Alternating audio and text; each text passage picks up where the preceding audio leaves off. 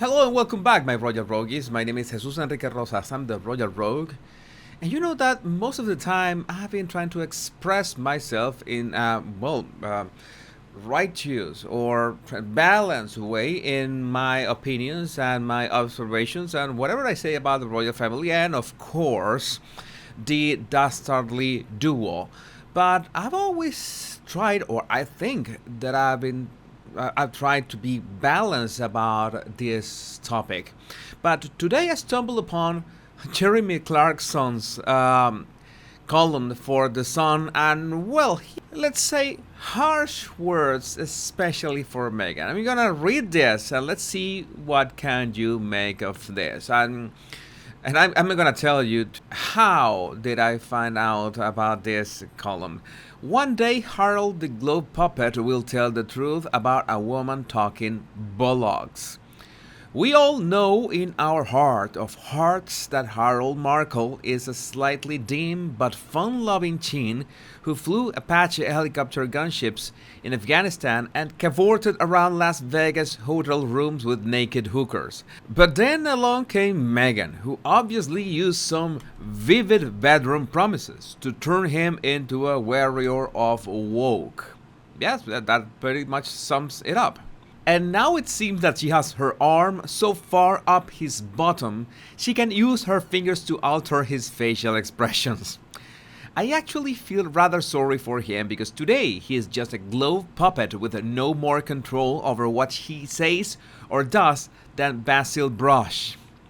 Meghan, though, is a different story, and in Jeremy Clarkson's words, I hate her. Not like I hate Nicola Sturgeon, Scotland's Prime Minister, or Rose West, a famous British serial killer. I hate her on a cellular level. Oh my god. At night, I'm unable to sleep as I lie there, grinding my teeth and dreaming of the day when she is made to parade naked through the streets of every town in Britain while the crowds chant shame and throw lumps of excrement at her. Well, that's straight out of Game of Thrones, but well, whatever. Everyone who's my age thinks the same way. But what makes me despair is that younger people, especially girls, think she's pretty cool. They think she was a prisoner of Buckingham Palace, forced to talk about nothing but embroidery and kittens. What is the matter with kittens? That makes me even angrier. Can't they see everything that's happening is so very obviously pre-planned? Leave the UK, blame the royals, do an interview with Oprah, get Basil Brush to write a book, do a Netflix series, which should have been called A Woman Talking Bollocks. I can see it clearly, the started pauses, the mock incredulity, and the B-movie soap actress quivering voice, more in sorrow than anger stories that are so obviously claptrap. Do you really think she would have entertained a move to New Zealand? That's 13 hours away from everything. Slaves and eunuchs. The spotlight of fame she craves so desperately would have been a 40-watt bulb and no one would have seen it. Nah, she was always going to end up in California, and I can tell you with absolute certainty what's coming next. Harold's spare book will be released. Then she'll do one called I Think I May Be God, and then she'll have exhausted the whole royal thing, so we'll be off. We will see Diana-style photographs of her all on her own outside the Taj Mahal, and then she will be pictured gazing into the middle distance on the back of a Playboy super yacht and will marry a tech billionaire, and they'll have a child called something vomity like peace or truth or love. Harold, meanwhile, will be stuck in California with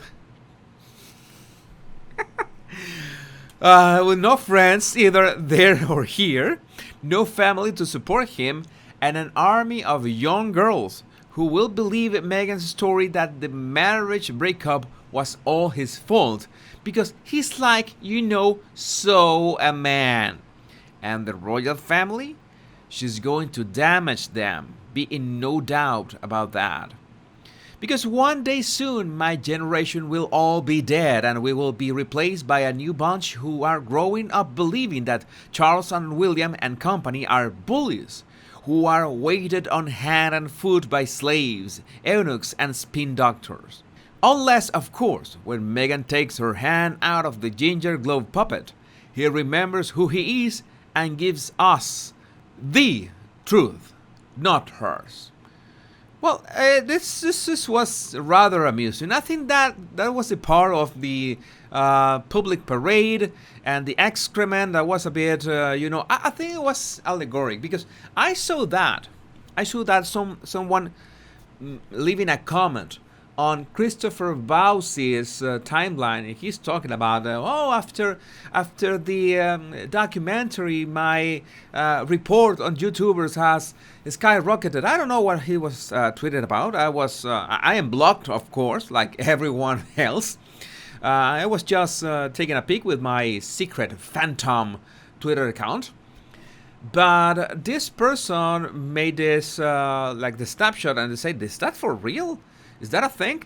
But after reading the piece in its entirety, well, it's more like a satire than another thing. The Harold globe puppet is on point, but I have my reservations with that. Is in that I don't think he is just a puppet.